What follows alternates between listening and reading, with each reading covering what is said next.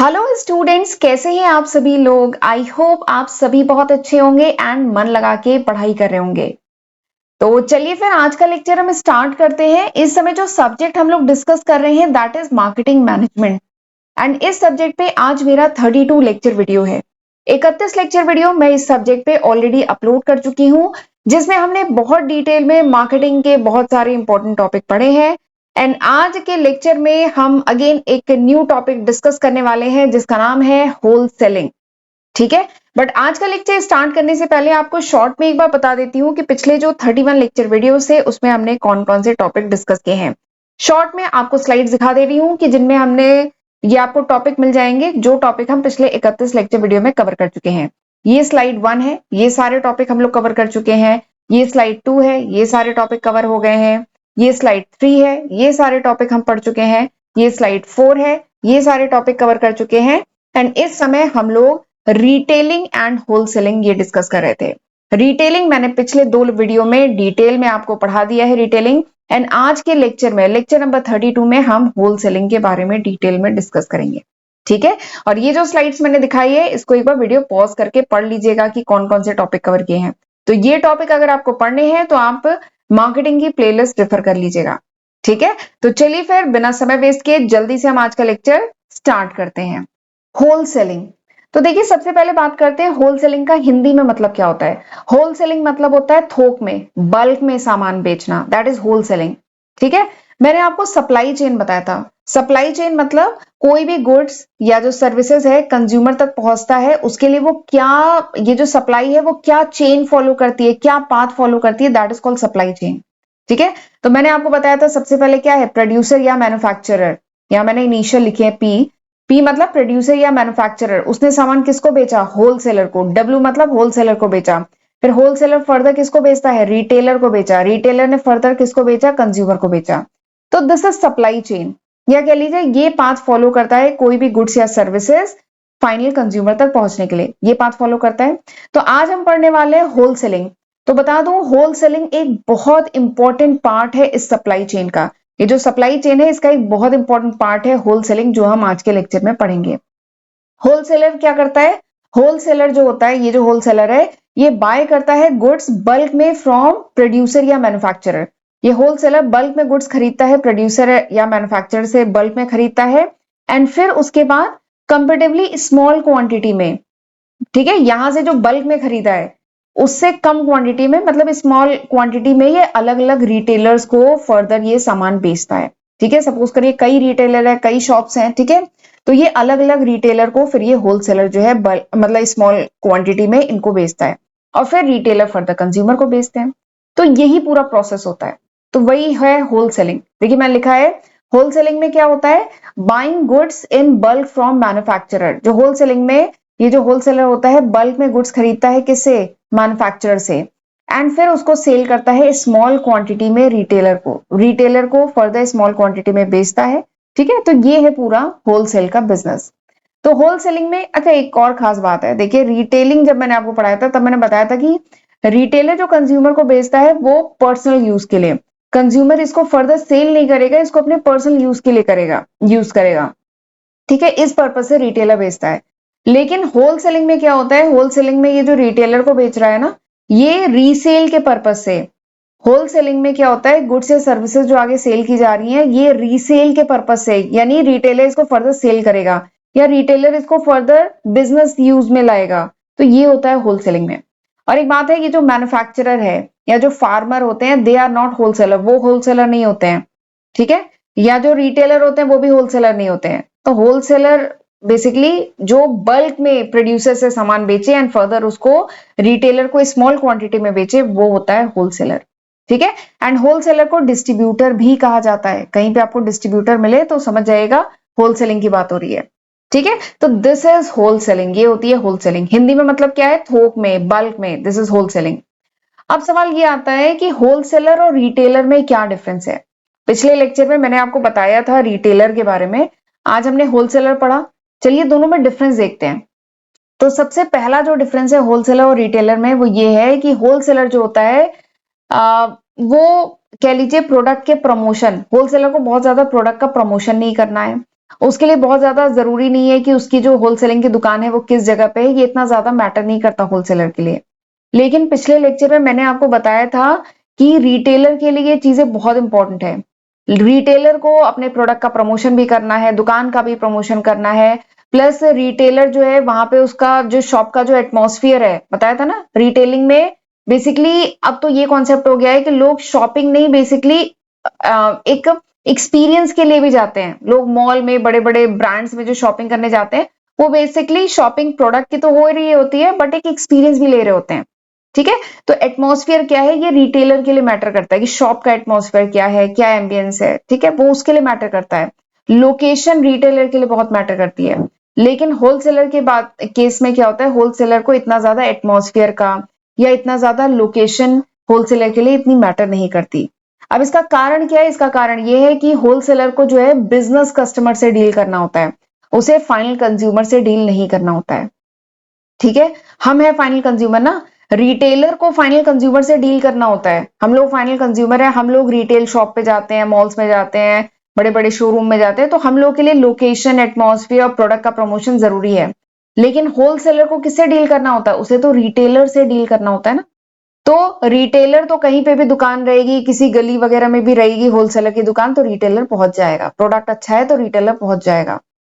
तो वही है, होलसेलर जो है प्रमोशन, एटमॉस्फेयर, लोकेशन, इन सब चीजों का होलसेलर पे इतना इंपैक्ट नहीं पड़ता। होलसेलर इन बातों पे इतना ध्यान नहीं देता है। ठीक है, क्योंकि उसे फाइनल कंज्यूमर से डील नहीं करना है, जबकि रिटेलर के लिए चीजें बहुत इंपॉर्टेंट है। तो ये हो गया पहला डिफरेंस। दूसरा डिफरेंस क्या है कि होलसेल में क्या होता है, होलसेल के केस में जो ट्रांजेक्शन होते हैं ना बहुत ही लार्ज क्वांटिटी में होते हैं। ठीक है, यहाँ पे जो ट्रांजेक्शन होते हैं वो बहुत ही लार्ज क्वांटिटी में होते हैं, उनका वॉल्यूम बहुत ज्यादा होता है। होलसेल में काम हो रहा है ना, थोक में काम हो रहा है, बल्क में हो रहा है, ट्रांजेक्शन बहुत हाई होता है। जबकि रिटेल ट्रांजेक्शन क्या होता है, रिटेल ट्रांजेक्शन छोटे होते हैं। हम लोग कितना सामान ले लेंगे, हम लोग किसी शॉप पे जाएंगे तो हम लोग कितना सामान ले लेंगे, कुछ लेंगे ना। लेकिन जो होलसेलर पीछे से जो बाय कर रहा होता है या जो फर्दर सेल कर रहा होता है उसका टर्नओवर बहुत हाई होता है।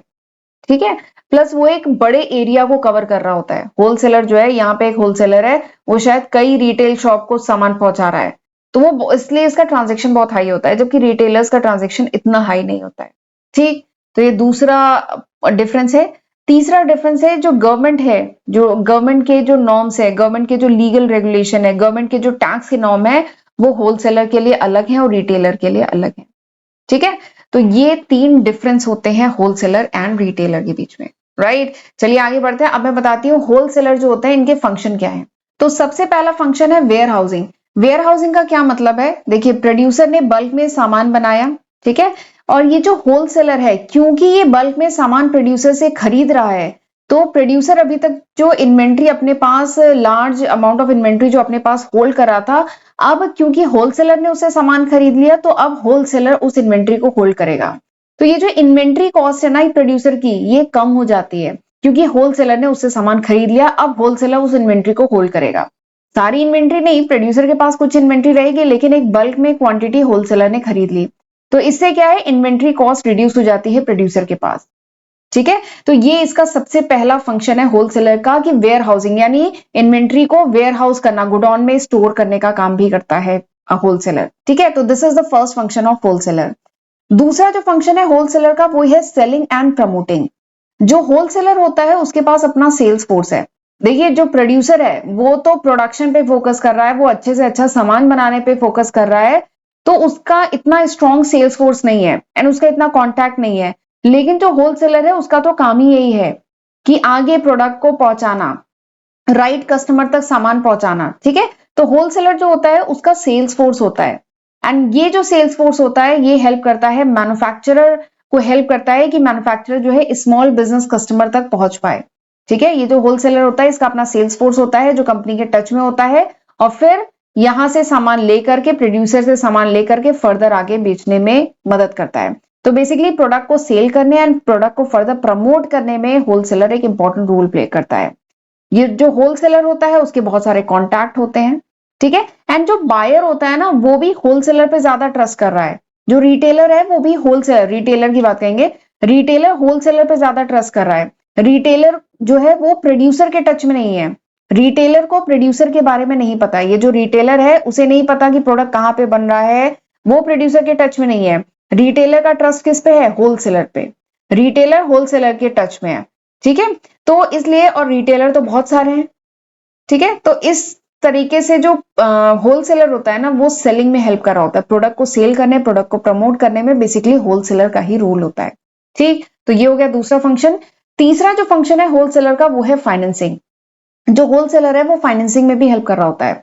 देखिए ये प्रोड्यूसर को कैसे फाइनेंसिंग में हेल्प कर रहा होता है। देखिए होलसेलर ने बल्क में प्रोड्यूसर से सामान खरीदा और इसका ये पेमेंट टाइमली कर रहा है, तो इससे क्या है, प्रोड्यूसर के पास लिक्विडिटी बनी हुई है, कैश बना हुआ है, ठीक है। तो ये तीसरा इसका फंक्शन है, ठीक है। इसके साथ ही जो होलसेलर है रिटेलर को क्रेडिट पे भी सामान देता है, अगर जरूरत पड़ी तो ये रिटेलर को क्रेडिट पे भी सामान आगे बेच रहा है, तो इससे ये रिटेलर को भी फाइनेंस करने में मदद कर रहा है।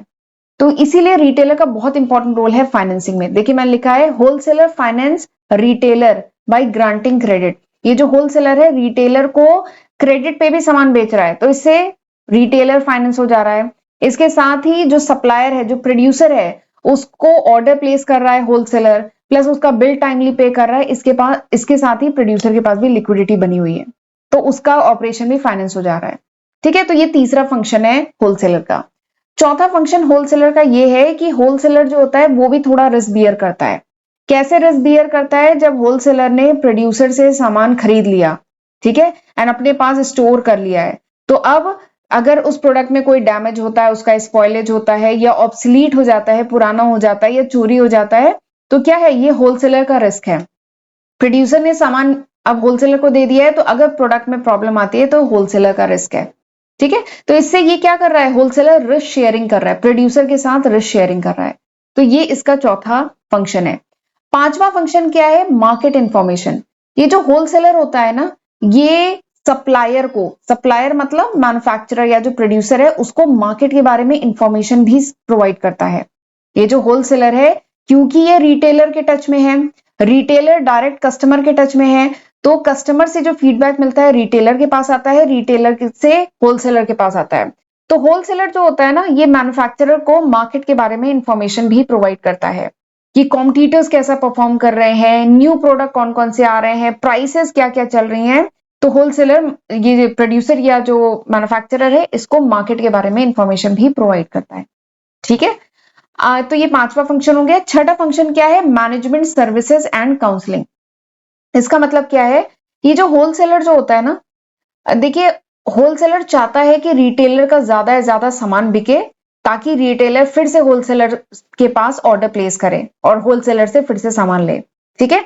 तो होलसेलर चाहता है कि सामान ज्यादा से ज्यादा बिके, तो उसके लिए रिटेलर को अगर किसी टाइप की हेल्प चाहिए, रिटेलर का जो सेल्स फोर्स है, रिटेलर के पास जो सेल्स पर्सन है, अगर उनको ट्रेनिंग वगैरह की जरूरत है, या रिटेलर की जो शॉप है उसको अगर स्टोर लेआउट की जरूरत है, कुछ स्टोर को डेकोरेट करना है, स्टोर लेआउट की जरूरत है, डिस्प्ले अच्छा हो, ऐसी कुछ जरूरत है, तो होलसेलर उसमें मदद करता है। आपने देखा होगा बहुत सारी रिटेल शॉप पे अगर कोल्ड ड्रिंक वगैरह की है, तो वहां पे फ्रिज वगैरह रहता है, कोल्ड ड्रिंक्स फ्रिज में रहती है ना, तो ये सब होलसेलर प्रोवाइड कर रहा होता है। रिटेलर की शॉप पे जो बैनर वगैरह अच्छे लगे होते हैं, जिसमें प्रोडक्ट के बारे में इंफॉर्मेशन होती है, तो ये सब कौन प्रोवाइड कर रहा होता है? ये होलसेलर प्रोवाइड कर रहा होता है।